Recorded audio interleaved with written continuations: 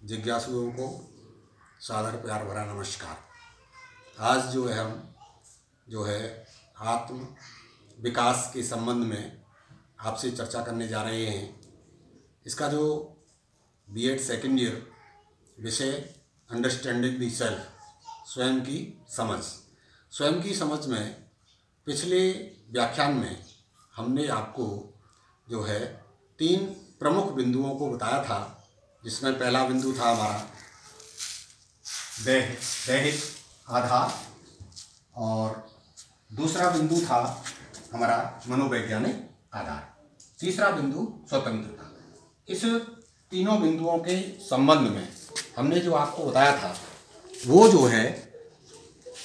हमारे कदकाठी, हमारा जो बॉडी स्ट्रक्चर, दूसरे में हमारा मन क्या कहता है, मन के अनुसार कार्य करना, तीसरा बिंदु था हमारा मनोवैज्ञानिक के बाद स्वतंत्रता। तो कितनी स्वतंत्रता व्यक्ति को होनी चाहिए, स्वतंत्र चयन का जो अधिकार है वो व्यक्ति के सामने होना चाहिए। 3 बिंदुओं के बाद आज हम चतुर्थ बिंदुओं को डिस्कस करेंगे। सबसे पहले ये हमारा चौथा बिंदु है अनुशासन। व्यक्ति के अंदर जब तक अनुशासन नहीं है तो वो व्यक्ति अपने उसमें कुछ भी नहीं कर सकता। अनुशासन ही व्यक्ति को सफलता की ओर ले जाने का कार्य करता है। अनुशासन प्रमुख रूप से 2 प्रकार का होता है। पहला अनुशासन है स्व अनुशासन, जिसमें व्यक्ति स्वयं अनुशासित रहता है, और दूसरा जो बिंदु है वो है थोपा गया अनुशासन। प्रमुख रूप से थोपा गया अनुशासन एक डंडे के बल पर होता है, जिसको व्यक्ति सबलतापूर्वक बलपूर्वक मान तो लेता है लेकिन मन से कार्य नहीं कर पाता है। इसलिए वो डिप्रेस हो जाता है, उसका मनोबल गिर जाता है और वो व्यक्ति सफलता को हासिल करने में बहुत ही परेशानियों का सामना करता है। स्व अनुशासन में व्यक्ति स्वयं अपने अंदर से प्रेरणा लेता है कि मुझे अनुशासित रहना है। इसके लिए वह अनेकों प्रयास करता है। इस संबंध में अभी हम आपको विस्तृत रूप से बताएंगे कि स्व अनुशासन उसमें क्या क्या कैसे कैसे कार्य करना चाहिए। इसके लिए अनुशासन के माध्यम से ही व्यक्ति का विकास होता है। अतः जिस व्यक्ति को आत्म विकास करना हो उसे स्व अनुशासित होना निश्चित रूप से चाहिए। बिना अनुशासन विकास संभव नहीं है। अनुशासित जीवन ही विकास का आधार है। बिना अनुशासन के व्यक्ति स्वयं अपने दैनिक कार्यों को भी नहीं कर पाता है। न समय पर जागता है, ना समय पर खाना खाता है, ना समय पर अध्ययन करता है। तो उसका समय जब ढुलमुल रमैया रहता है तो वह अपने कार्यों में असफलता को प्राप्त करता है। अनुशासन को कुछ प्रमुख बिंदुओं के आधार पर हम अनुशासित करते हैं। कहाँ कहाँ अनुशासन की आवश्यकता पड़ती है, और उस सबको हम आपके सामने बताते हैं। सबसे पहला है हमें सामाजिक अनुशासन। हम लोग समाज में रहते हैं, समाज में रहने के साथ साथ समाज के नियमों का पालन करें, वह सामाजिक अनुशासन के अंदर आता है। व्यक्ति को समाज में यदि व्यक्ति को स्थान लेना है, मान सम्मान बढ़ाना है, मानवीय मूल्यों में वृद्धि करनी है, तो उसे सामाजिक नियमों और परंपराओं का पालन करना ही पड़ेगा। तभी उसको सम्मान मिल पाएगा। इसके साथ साथ सामाजिकता के सारे नियमों का पालन करते हुए उसे धार्मिक अनुशासन को भी अपनाए रखना होता है। धार्मिक अनुशासन के अंदर व्यक्ति को जो आदर्श होते हैं, व्यक्ति कुछ लोगों को अपना आदर्श मानता है, उस आदर्श के पथ पर चलता है और उन व्यक्तियों के नियमों को, अपने धर्म के नियमों को पालन करता है, तो निश्चित रूप से उस धर्म पर चलते हुए वह मानवीय मूल्यों में वृद्धि करता है। जब उसके मानवीय मूल्यों में वृद्धि हो जाती है तो उसके अंदर उसका सम्मान बढ़ता है, धर्म के प्रति वो सम्मान करने लगता है, सम्मानजनक भावनाएं उसके अंदर उत्पन्न होती हैं, मानवीय मूल्यों को समझने लगता है, मानवता पर चलने लगता है, नैतिक क्रियाकलाप करता है। आदर्शवादिता आदि धार्मिक अनुशासन के अंदर आने वाले बहुत सारे गुण हैं। आदर्श व्यवहार में व्यक्ति को समाज, परिवार और व्यवसाय में सम्मान मिलता है। शास्त्रों के अनुसार व्यक्ति को उचित आचरण एवं उचित व्यवहार करना चाहिए। व्यक्ति का व्यवहार भी अनुशासित होना चाहिए। उसे जहाँ मर्यादाओं का पालन करना चाहिए। मर्यादा से बाहर व्यक्ति जो है अनुशासनहीन हो जाता है और वह सामाजिक सम्मान से दूर हट जाता है। व्यक्ति को अपने उद्यम में जो है व्यावसायिक अनुशासन का भी पालन करना चाहिए। मान लीजिए कोई व्यक्ति कोई व्यवसाय कर रहा है तो व्यवसाय किस प्रकार से करना है, किस प्रकार से नहीं करना है, कौन कौन से नियमों का पालन करना है, इन सारी चीज़ों को ध्यान रखते हुए उसे अपने व्यावसायिक नियमों का पूरा अनुपालन करना चाहिए। तो उसे किसी प्रकार का व्यवसाय करने में भय नहीं रहेगा। शिक्षण भी एक व्यवसाय है। उसे छात्रों के लिए उपयोगी बनाना, शिक्षा योजनाएं तैयार करना, विद्यालयी व्यवसाय को सर्वोत्तम बनाना, छात्रों को उपयोगी ज्ञान प्रदान करना आदि व्यावसायिक अनुशासन के अंदर आते हैं। वही व्यक्ति अपने व्यवसाय में सफल हो जा सकता है जो व्यावसायिक अनुशासन का पालन करता हो। इसके साथ साथ सबसे जो बड़ा बिंदु है वो ये आता है समय का सदुपयोग करना। यदि व्यक्ति समय का सदुपयोग करता है, अपने समय को खाली नहीं जाने देता है, जहाँ जहाँ जिस प्रकार की उसको आवश्यकता होती है उसी प्रकार से वो समय का सदुपयोग करता है। जो समय की कीमत पहचानता है वही सफलता को प्राप्त करता है, क्योंकि समय व्यतीत होता रहता है। व्यक्ति कार्य करे या न करे लेकिन समय कभी रुकता नहीं है। लोगों ने कहा है समय तू धीरे धीरे चल, सारी दुनिया छोड़ के आगे पीछे जाए निकल, समय तू धीरे धीरे चल। लेकिन समय धीरे नहीं होता, व्यक्ति को स्वयं समय के साथ साथ चलना पड़ता है, वही सफलता को प्राप्त करता है। जीवन का प्रत्येक पल उपयोगी है, उसे व्यर्थ न जाने दें। स्व का विकास तभी संभव है जब व्यक्ति अपने समय की सही कीमत पहचान ले, पूरा समय दे।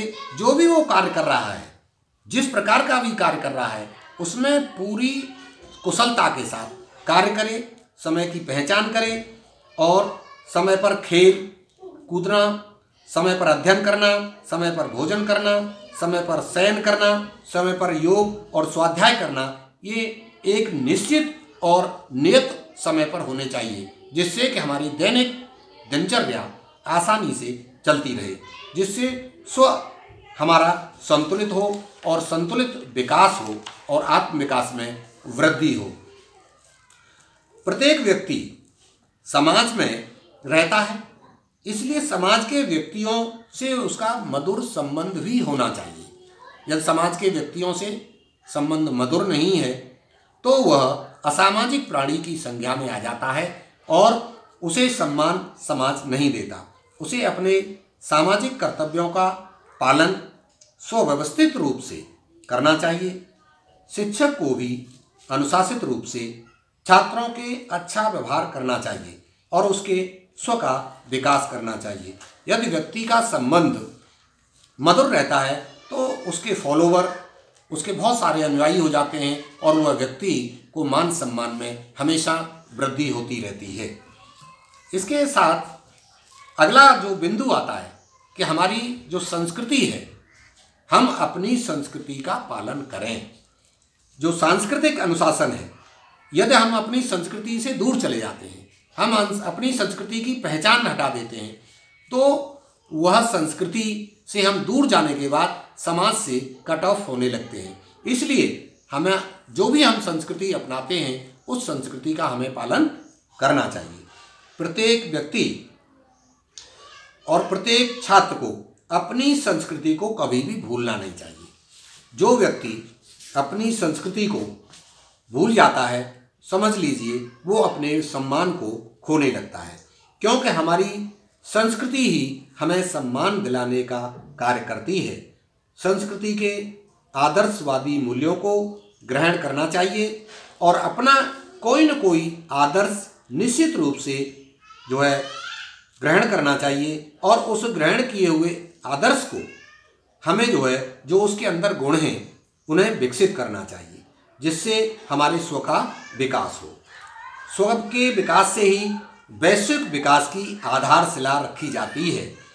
जब हमारा स्वयं का विकास होगा तो हमारे समाज का विकास होगा, और समाज का विकास होगा तो हमारे देश का विकास होगा, और देश का विकास होगा तो विश्व का विकास होगा। तो विश्व के विकास के लिए भी सांस्कृतिक विकास की महती भूमिका है। वर्तमान समय में सांस्कृतिक अनुशासन व्यक्ति और समाज के लिए बहुत ही अनिवार्य है। इन सबको पालन करने के लिए एक जो सबसे महत्वपूर्ण बिंदु आता है वो है मानसिक अनुशासन। हम मानसिक रूप से भी किसी कार्य को करने के लिए प्रतिबद्ध हों, कि मानसिक रूप से प्रिपेयर हों, मानसिक रूप से तैयार हों कि हमें कौन सा कार्य करना है, कौन सा कार्य नहीं करना है। मानसिक अनुशासन में उन विचारों का चिंतन होना चाहिए जो सकारात्मक और विकासात्मक हों। निरर्थक चिंतन नहीं होना चाहिए। जो सकारात्मक चीज़ें हैं उन पर चिंतन किया जाए और नकारात्मक चीज़ों को नकार दिया जाए। यदि ऐसा होता है तो हमारा मन जो है शांत रहता है और हमारा मस्तिष्क भी अच्छे विचारों का भोजन करने लगता है। अतः मन में सदैव सर्वोत्तम विचारों को स्थान देना चाहिए, जिससे जीवन दायिनी तरंगें उत्पन्न होती हैं। मानसिक विकास वाले व्यक्तियों का सानिध्य विकास के मार्ग की ओर ले जाता है, जबकि जो व्यक्ति अपने मानसिक संतुलन खो देता है वो जो है असफलता की ओर चला जाता है। ठीक है, चलो। इसके बाद आता है कि जो हमारे पास धन है, धन के लिए हमें धन का सदुपयोग करना। यदि हम जो धन का सदुपयोग करते हैं तो हमारे जो मानसिक विकास है, आत्म विकास है और हमारा आर्थिक विकास है, ये सारी चीज़ें होती चली जाती हैं। यदि धन का दुरुपयोग करते हैं तो दुरुपयोग के साथ धन जो है तो चला ही जाता है, साथ ही साथ व्यक्ति के अंदर अवगुण भी उत्पन्न हो जाते हैं। वर्तमान समय में प्रत्येक कार्य धन से हो रहा है, अतः धन का उपयोग अनिवार्य आवश्यकताओं के लिए ही करना चाहिए और उतना ही धन संचय करना चाहिए जितनी आवश्यकता है, जो अपनी आवश्यकताओं की पूर्ति कर सके। धन का उपयोग विलासता के लिए नहीं करना चाहिए। विलासता विकास की सबसे बड़ी बाधा है। अतः आर्थिक अनुशासन के माध्यम से व्यक्ति को धन का सर्वोत्तम उपयोग करना चाहिए। इसके साथ साथ हमारा शैक्षिक अनुशासन, हम विद्यालय में पढ़ते हैं, वह अनुशासनों का पालन नहीं करते, जो है विद्यालय के नियमों का पालन नहीं करते, तो हमारी शिक्षा दीक्षा जो है अच्छी प्रकार से नहीं हो पाती है, हमें सम्मान नहीं मिल पाता है, हमें कुमार्ग की ओर एक रास्ता नज़र आता है जिस पर हम चले जाते हैं। इसलिए शैक्षिक अनुशासन भी बेहद आवश्यक है। प्रत्येक व्यक्ति को शिक्षा प्राप्त करने का पूर्ण अधिकार है। विद्यालयों से अपेक्षा की जाती है कि वह छात्रों को अनुशासन में रखते हुए गुणवत्तापूर्ण शिक्षा प्रदान करें। शिक्षा का अधिकार, शिक्षा का सार्वभौमिकरण, शिक्षण संस्थाओं की व्यापकता, सामुदायिक संस्थाओं को विद्यालयों से संबद्ध करना, शिक्षा हेतु सुविधाओं का विस्तार करना शैक्षिक अनुशासन के अंतर्गत आता है। इससे छात्रों को शिक्षा प्राप्त करने का अवसर प्राप्त होता है और जीवन के लिए स्व के विकास का अवसर हमें मिलता है। ये अनुशासन का बिंदु है। ये यहाँ जो है हम इसको डिस्कस करना समाप्त करते हैं। इसके बाद नेक्स्ट बिंदु क्या हमारा अब हमारा अगला बिंदु आता है प्रतियोगिता। प्रतियोगिता के क्षेत्र में किसी भी व्यक्ति से जब तक हम जो है प्रतियोगिता नहीं करेंगे, हम अक्सर जब अपने छात्रों से कोई प्रश्न पूछते हैं कि आपके मार्क्स कितने हैं, आपके अंक कितने आए हैं, तो आप कहते हो कि मेरे अंक जो है 50 हैं। लेकिन 50 अंक से जब हम दूसरे किसी छात्र से पूछते हैं तो वो कहता है कि मेरे अंक 60 हैं। जब हम दोनों का कंपैरिजन करते हैं तो 60 अंक वाला व्यक्ति ये कहता है कि मेरे उस 50 अंक वाले व्यक्ति से तो अधिक मार्क्स हैं। तो अब उसका कंपटीशन कहाँ हो गया? अपने से कम अंक वाले व्यक्ति के साथ। तो उसका क्या होगा? उसका मानसिक जो ग्राफ गिरता चला जाएगा। यदि उसी 60% अंक वाले व्यक्ति का ग्राफ ये रहता है, उसका प्रतियोगिता रहती है अगले 70% अंकों के वाले के साथ या 80% वाले अंकों के साथ, तो उसका ग्राफ बढ़ता है, क्योंकि उसका कंपटीशन अब आगे हो गया, उसका प्रतियोगिता आगे है। तो हमेशा व्यक्ति को ये प्रतियोगिता करनी चाहिए कि मुझसे आगे कितने व्यक्ति हैं। यदि वो अपने से पीछे व्यक्तियों की ओर देखता है तो पीछे की ओर चला जाता है। आगे वाले व्यक्तियों को देखना है कि हमसे कितने आगे हैं, हमें कितने लोगों से आगे चलना है। तो उसके लिए हम जो है यहाँ प्रतियोगिता जो बिंदु है, इस बिंदु का डिस्कस करेंगे कि प्रतियोगिता में हमें क्या जो है किस तरह से प्रयोग करना चाहिए। वर्तमान समय प्रतियोगिता का है। हर व्यक्ति एक दूसरे से आगे निकलने की कोशिश करता है। बहुउद्देशीय विद्यालय खुले हुए हैं। रोजगार में भी प्रतियोगिता है। जब प्रतियोगिता में सार्वजनिक हित, सृजनात्मकता तथा व्यापक दृष्टिकोण होता है, तब वह प्रतियोगिता जीवन के लिए सुखदायक एवं विकास के लिए उपयोगी और सार्वजनिक विकास करने की वाली हो जाती है। और जब प्रतियोगिता में छल कपट और स्वार्थ होता है, तो वह प्रतियोगिता जो है विध्वंसात्मक होती है। ऐसी प्रतियोगिता को छात्रों से अलग रखना चाहिए, अर्थात हमें जो है सृजनात्मक प्रतियोगिता का अवसर लेना चाहिए और विध्वंसात्मक प्रतियोगिता से दूर रहना चाहिए। छात्रों में सृजनात्मक वाली स्वस्थ प्रतियोगिता की भावना का विकास करना शिक्षक को बेहद आवश्यक है। सामाजिक व्यवस्था हेतु, सामाजिकता के कार्यों हेतु स्वस्थ प्रतियोगिता कराना, जिससे स्व का विकास अच्छी प्रकार से हो सके। परोपकार, नैतिकता, दान, मानवीय मूल्यों को बढ़ावा देने वाली प्रतियोगिताएं संपन्न होनी चाहिए। समाज में व्यक्ति को अपने अंदर सामाजिक कौशलों का विकास करना चाहिए, जिससे वह समाज में सम्मान पा सके। अतः छात्रों में प्रतियोगिता के माध्यम से सामाजिक कौशलों का विकास करना चाहिए। शिक्षक को अपने छात्रों में सामाजिक, आध्यात्मिक और मानवतावादी विकास प्रतियोगिता के माध्यम से करना चाहिए, जिससे छात्रों का मनोबल बढ़े, प्रतियोगिता में जो है अच्छी भावना का विकास हो। इसके साथ जो हमारी व्यावसायिक प्रतियोगिता होती है, व्यावसायिक प्रतियोगिता के अंतर्गत जो है व्यवसाय में एक दूसरे से अच्छा प्रोडक्ट उत्पन्न करना, अच्छी अर्थ हासिल करना प्रमुख रूप से आता है। आजकल व्यवसाय में एक बहुत बड़ी प्रतियोगिता है, इसलिए व्यवसाय संबंधी कार्यों को सर्वोत्तम रूप प्रदान करना चाहिए। आज शिक्षा ने भी व्यावसायिक रूप ले लिया है। इस कारण शिक्षक को शिक्षण कौशलों का उपयोग करते हुए शिक्षण अधिगम प्रक्रिया को सरल और उपयोगी बनाना है।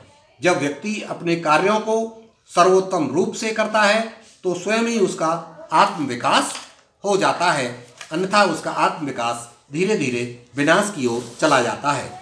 धर्म का संबंध आत्मविकास से होता है। शिक्षण के साथ साथ छात्रों को धर्म के तथ्यों का ज्ञान बहुत होना आवश्यक है, और जिससे हमारे आत्मविकास में वृद्धि होती है। छात्रों में चिंतन प्रक्रिया का विकास कराया जाना बहुत ही आवश्यक है। चिंतन करने से हमारे मानसिक विकास होता है और हमारे स्व का, हमारे आत्म का विकास भी इस स्तर से बड़ी आसानी से हो जाता है। इसके साथ साथ हमें अपनी जो संस्कृति है उसे जीवंत रखना है, उसे आगे बढ़ाना है, आगे वाली पीढ़ियों में ले जाना है, और उसके लिए सबसे अच्छा साधन विद्यालय है। विद्यालय के माध्यम से ही हम अपनी संस्कृति को, जो गीत है, नृत्य है, नाटक के माध्यम है, सांस्कृतिक कार्यक्रम है का इनका आयोजन करके हम जो है एक पीढ़ी से दूसरी पीढ़ी में अपनी संस्कृति को ले जाने का कार्य करते हैं, जिससे हमारे स्व और आत्म विकास में वृद्धि होती है। विद्यालय के शिक्षण के साथ साथ योगाभ्यास और ध्यान संबंधी क्रियाएं भी करने से छात्रों का सर्वांगीण विकास होता है। विद्यालय में प्रमुख रूप से दो प्रकार की प्रक्रियाएं होती हैं। एक हमारी जो है शैक्षिक प्रक्रियाएं, दूसरी हमारी सहायक सामग्री की प्रक्रियाएं, जो सहायक शिक्षण विधियां। इसमें प्रमुख रूप से जो हमारी शैक्षिक प्रक्रिया हैं वो ज्ञान में वृद्धि करती हैं, साथ ही साथ दूसरी जो हमारी सांस्कृतिक गतिविधियां हैं वो भी जो है छात्रों को विकास की ओर ले जाती हैं, शारीरिक विकास करती हैं, मानसिक विकास करती हैं, आत्म विकास करती हैं। तो उसका मानसिक विकास और आत्म विकास स्वयं जो है बढ़ता हुआ चला जाता है। व्यक्ति को समाज में रहते हुए अपने कर्तव्यों का हमेशा पालन करना चाहिए। छात्र व अध्यापक दोनों को ही अपने अपने कर्तव्यों का पालन करना चाहिए। यदि दोनों अपने कर्तव्य का पालन करते हैं तो निश्चित रूप से उनके स्व का विकास संभव है। छात्र अपने कर्तव्य का पालन नहीं करता है, अध्यापक अपने कर्तव्य का पालन नहीं करता है, तो निश्चित रूप से दोनों ह्रास की ओर चले जाते हैं। अध्यापक का ज्ञान जो है कम होता चला जाता है और छात्र का ज्ञान तो कम होता ही है। अब इसके बाद जो हमारा नेक्स्ट और अंतिम बिंदु है वो है हमारा सहयोग। और सहयोग जो बिंदु है हमारा, इस सहयोग के अंदर एक दूसरे का सहयोग करना। हम समाज में रहते हैं और समाज में रहते हुए यदि हम एक दूसरे का सहयोग नहीं करते तो हम असामाजिक प्राणी हैं। क्योंकि समाज में रहते हुए एक दूसरे के दुख दर्द को जानना, एक दूसरे के दुख दर्द को पहचानना, ये जो है सामाजिक कर्तव्य है। और विद्यालय में तो ये बहुत ही एक आवश्यक प्रक्रिया बन जाती है कि छात्रों का सहयोग करना। छात्र एक दूसरे को सहयोग करें, छात्र अध्यापक को सहयोग करें, अध्यापक छात्रों को सहयोग करें, तो एक दूसरे के सहयोग से स्व का विकास, आत्म विकास बड़ी आसानी से किया जा सकता है। तो अब हम जो है जो अंतिम हमारा बिंदु है सहयोग, इसका अध्ययन करेंगे और इसको ध्यान से देंगे कि किस प्रकार से सहयोग करते हुए हम जो है उसको कर सकते हैं। तो इसमें जो है सामाजिक जो सहयोग है वो हमें बहुत ही आवश्यक है। सहयोग एक ऐसा कारक है जिसके बिना संसार में जीवन अधूरा है। कभी कभी प्रत्येक मानव को सहयोग की आवश्यकता होती है। सहयोग के बिना मानवता और नैतिक गुणों का विकास संभव नहीं हो पाता। अनेक समस्याएं सहयोग के माध्यम से समाधान की ओर चली जाती हैं। इसलिए हमें सहयोग की भावना छात्रों में विकसित करनी चाहिए। सामाजिक सहयोग संभव है। सामाजिक जो सहयोग है वो परिवार में सहयोग के साथ साथ समाज में पूरी तरह से सीखा जा सकता है और इसका अध्ययन हम सबसे पहले परिवार से ही कर सकते हैं। हमारी संस्कृति में नर सेवा को नारायण सेवा का भाव प्रदान किया गया है। बाढ़, अकाल, सूखा, दीन दुखियों का जो है सहयोग करना मानव धर्म के अंतर्गत आता है। धार्मिक कार्यों में सहयोग की भावना प्रत्येक व्यक्ति रखता है। मंदिर, मस्जिद, गुरुद्वारा, चर्चा आदि हमारे धार्मिक केंद्र हैं। इनमें ये जो है जितने भी केंद्र हैं बिना मानव सहयोग के नहीं चल पाते हैं। हमारे समाज में अनेक अंधविश्वास और कुरीतियाँ व्याप्त हैं।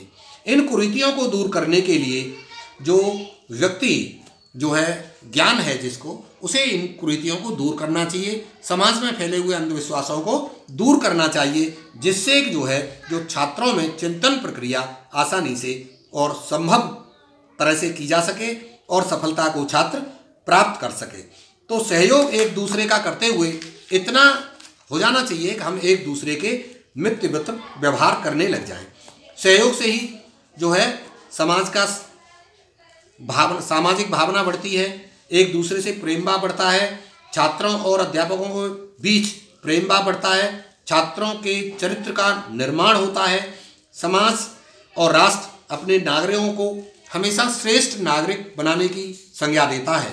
संस्कृति को एक पीढ़ी से दूसरे पीढ़ी में पहुंचाने का कार्य विद्यालय, समाज, अध्यापक और जो पाठ्यक्रम है उसकी महत्वपूर्ण भूमिका होती है। हमारी संस्कृति को अक्षुण्ण बनाने के लिए एक पीढ़ी को विरासत में मिलता है उसे जो है हमें ग्रहण करना चाहिए और अपने आत्मविकास में व्यक्ति को वृद्धि करनी चाहिए। अब इसके बाद जो सबसे महत्वपूर्ण बिंदु है वो आता है अंतिम इन 6 बिंदुओं को अध्ययन करने के बाद कि हमारा जो व्यक्ति का सबसे बड़ा आत्म विकास है वो किस आधार पर होता है। आपने देखा होगा कि इस संसार में सिर्फ 3 ही जो शक्तियाँ हैं, इन 3 शक्तियों के अंदर जो हमारी सबसे ज़्यादा जिसका उपयोग हो रहा है वो है हमारा धन बल। धन का बल व्यक्ति के अंतर्गत एक जो है इतना ऐसा बल है जो अनेक कार्यों को करने के लिए आवश्यक है। तो व्यक्ति के अंदर जो धन है वो धन से हम किसी भी कार्य को कर सकते हैं। जो हमारी आवश्यकता है वो भी धन से पूरी होती हैं, लेकिन सारे कार्य धन से नहीं किए जा सकते। कुछ कार्य ऐसे हैं जो बिना जो है धन के नहीं हो सकते, लेकिन सभी कार्यों को हम धन से नहीं कर सकते। मान लीजिए हम धन से बादाम खरीद सकते हैं, ताकत नहीं खरीद सकते। धन से मृत्यु खरीद सकते हैं, जीवन धन से नहीं खरीद सकते। तो बहुत सारे चीज़ें हैं जिन्हें हम धन से नहीं ले सकते। इसके जो अच्छा बल आता है वो है हमारा भुजबल। भुजबल के अंदर जो हमारा शरीर का शक्ति है वो निश्चित रूप से होनी चाहिए। शरीर की शक्ति जिसके अंदर है उसके अंदर एक बहुत बड़ा खजाना है, शक्ति का खजाना है। अपने शक्ति के बल पर, अपनी भुजाओं के बल पर वह किसी भी रोग को मात दे सकता है, संसार के कोई भी कार्य कर सकता है। सबसे पहले जो व्यक्ति के अंदर आती है वो ताकत से कार्य किया जाता है। ताकत व्यक्ति के अंदर है। कहते हैं कि स्वस्थ शरीर के अंदर स्वस्थ मस्तिष्क निवास करता है। यदि व्यक्ति का शरीर स्वस्थ है तो वो मस्तिष्क भी स्वस्थ है, उसके अंदर अच्छे विचार उत्पन्न होंगे। तो इसके लिए आवश्यक है कि व्यक्ति को अपना जो स्वस्थ शरीर है वो रखना चाहिए। इसको हम भुजबल की संज्ञा देते हैं। इसके साथ साथ जो सबसे बड़ा बल है, जो सबसे बड़ा आत्म विकास में सहयोग करता है वो होता है हमारा आत्मबल। और जिस व्यक्ति के अंदर आत्मबल है उसको दुनिया की कोई भी वस्तु परास्त नहीं कर सकती, क्योंकि हर व्यक्ति के अंदर आत्मबल जो है विकसित करना ये एक बहुत बड़ी चीज़ है अपने अंदर। आत्मबल जैसे व्यक्ति एक धन से मान लीजिए समझ करिए कि हथियार खरीद लेता है और हथियार खरीद करके अब उसके अंदर भुजा में ताकत नहीं है, उसके ताकत नहीं है और उसका शरीर जो है मन नहीं मानता है, वो डरता है, मन से डर रहा है कि कैसे इसको चलाऊं, तो उस हथियार को चला नहीं सकता। चाहे दूसरा व्यक्ति उसके साथ कोई भी दुर्घटना कर सकता है। और इसके अंदर यदि आत्मबल है तो आत्मबल के माध्यम से व्यक्ति अपने अंदर एक दृढ़ विश्वास उत्पन्न करता है, जिससे वो किसी भी बड़े से बड़े कार्य के लिए उसके अंदर एक शक्ति ऐसी उत्पन्न होती है जो अंदर से उसे प्रेरणा देती है और उसके आत्मबल में वृद्धि कर देती है।